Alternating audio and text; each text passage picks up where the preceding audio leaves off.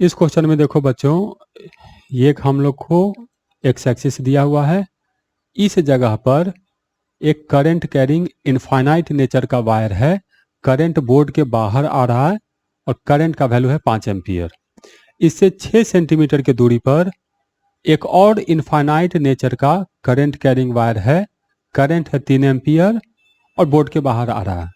हमें उस जगह का लोकेशन बताना है जहां पर टोटल मैग्नेटिक फील्ड इन दोनों वायर के कारण जीरो है। हमें उस जगह का लोकेशन बताना है जहां पर टोटल मैग्नेटिक फील्ड दोनों वायर के कारण जीरो है।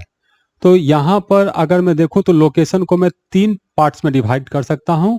एक मान लेते हैं कि यहां मैग्नेटिक फील्ड है, तो इसको कहेंगे वायर्स के लेफ्ट साइड में। एक हो सकता है इनके बीच में कहीं जीरो हो, तो अगर ये वाला पॉइंट पे मैग्नेटिक फील्ड जीरो है तो इसको कहेंगे दोनों वायर के बीच में कहीं पर मैग्नेटिक फील्ड जीरो है। वो डिस्टेंस तो हमें फाइंड करना पड़ेगा। और अगर यहां पर है तो कहेंगे दोनों वायर के राइट साइड में मैग्नेटिक फील्ड जीरो है। अब सबसे पहले हम पता करते हैं कि कहां मैग्नेटिक फील्ड जीरो होगा। तो मैग्नेटिक फील्ड होगा इस वायर के कारण और इस वायर के कारण। और अगर मैग्नेटिक फील्ड जीरो होना है तो दोनों का मैग्नीट्यूड भी सेम होना चाहिए, लेकिन डायरेक्शन दोनों का अपोजिट होना चाहिए।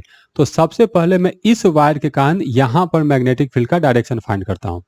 तो करंट है बाहर की तरफ, तो ऐसे घुमाएंगे, पॉइंट है इधर, तो इस वायर के कारण मैग्नेटिक फील्ड जो होगा यहां पर नीचे की तरफ होगा।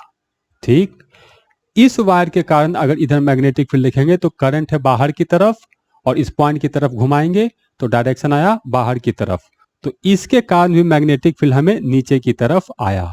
तो ये दोनों वेक्टर मिलके कभी जीरो नहीं हो सकता। तो इसका मतलब वो पॉइंट दोनों वायर के लेफ्ट साइड में नहीं है।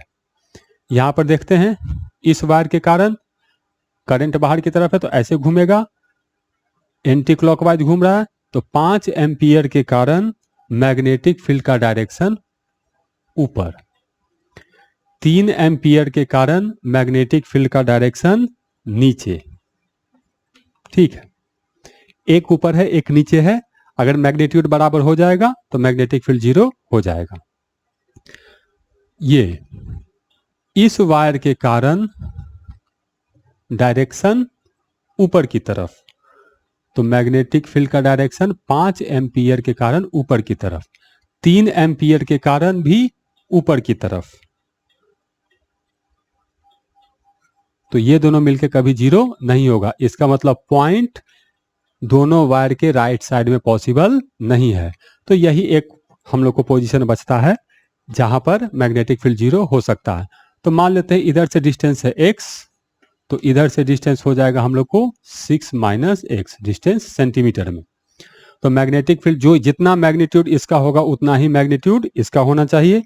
तो इसके कारण मैग्नेटिक फील्ड का मैग्नीट्यूड लिखेंगे म्यू नॉट डिवाइडेड बाई 4 पाई। ठीक, वायर में करंट कितना है 5 एम्पियर, पॉइंट का वायर से डिस्टेंस x और इनफाइनाइट नेचर का है तो 2 से मल्टीप्लाई करेंगे। ये बराबर होना चाहिए। इसके कारण जो यहाँ पर मैग्नेटिक फील्ड होगा उसको तो लिखेंगे mu naught divided by 4 pi. Wire में करंट कितना है 3 ampere, 3 divided by perpendicular distance, तो ये 6 माइनस एक्स है, और इनफाइनाइट नेचर का है तो 2 से मल्टीप्लाई करेंगे।